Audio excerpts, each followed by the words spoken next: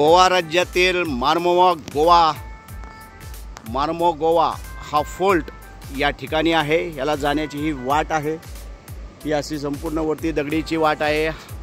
आता या संपूर्ण गाड्याची चला आपण सफर करूया। मुरगाव तसेच मार्मोगोव्याचा किल्ला असेही याला म्हटले जाते।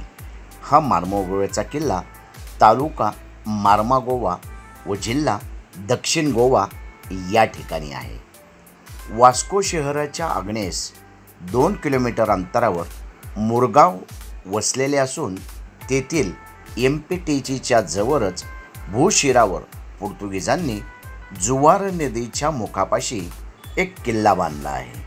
हा किल्ला आकाराने छोटा असला तरी याच्या खालच्या बाजूला समुद्र किनाऱ्यावर जवळील चौकोनी आकाराच्या बुरुजांनी युक्त अशी तटबंदी बांधलेली आहे। किल्ल्यात सैनिकांची निवासस्थाने, चौकोनी बुरुज वगैरे वस्तू असून या किल्ल्याचा सुमारे 10 किलोमीटर इतका परिघ आहे। मुरगाव बंदराच्या संरक्षणार्थ पोर्तुगीजांनी हा किल्ला बांधलेला होता।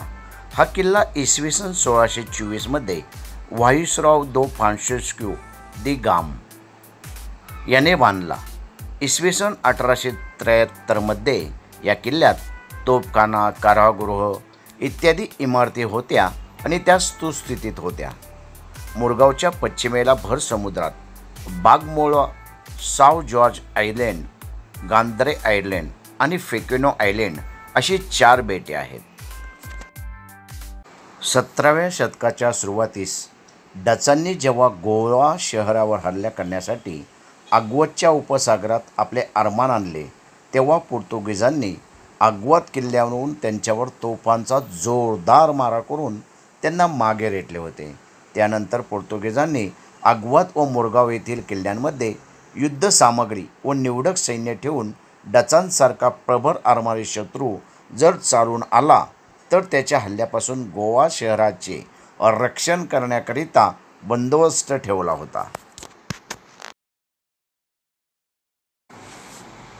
इसवी सन 1683 मध्ये छत्रपती संभाजी महाराजांच्या मराठी सैन्याने पोर्तुगीज व्याप्त गोव्यावर आक्रमण केले तेव्हा सार्सेस प्रांतातील रायतूर व मुरगाव येथील किल्ले पोर्तुगीजांनी लढविले।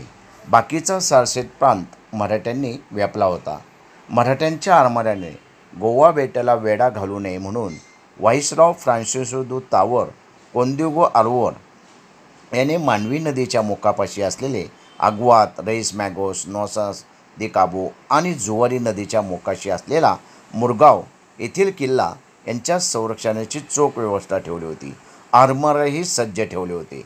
याशिवाय गोवा इटाभोवती रात्रंदिवस पोर्तुगीजांच्या नौकांची गस्त सुरू होती। परंतु साव इस्तोवा किल्ल्यावरील दारुण प्रभावानंतर पोर्तुगीजांचे मनोधैर्य खचले। आता मराठे लवकरच गोवा शहरावर चालून येणार अशी भीती त्यांना वाटू लागली।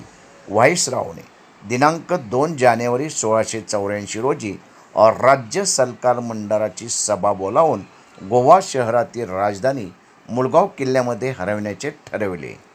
खरं तर पोर्तुगीजांचे आरमार चांगले होते। गोवा शहराच्या संरक्षणासाठी मजबूत तटबंदी आणि बुरुज होते। त्या तटबुजावर लांब पल्ल्याचा अचूक मारा करणाऱ्या मोठ्या तोफा होत्या। त्या तोफांचा भेदक मारण्याकरिता कुशल इंजिनियर्स होते। शहरात मोठे दारू कोठार होते। मांडवी व जुवारी नदींच्या मुखापाशी आग्वात, रेस मॅगोस, नोसा दे काबो, मुरगाव सारखे बळकट किल्ले होते। तरीसुद्धा व्हाईसरॉयला मराठ्यांच्या आक्रमणाच्या भीतीने राजधानी मुरगावच्या किल्ल्यात हलवण्याची आवश्यकता वाटत होती। मराठ्यांविरुद्धच्या युद्धानंतर व्हाईसरॉयला करून चुकले की मराठ्यांच्या आक्रमणापासून गोवा व बेटाचे शहराचे संरक्षण करणे नुसतेच अवघड नाही तर अशक्य आहे।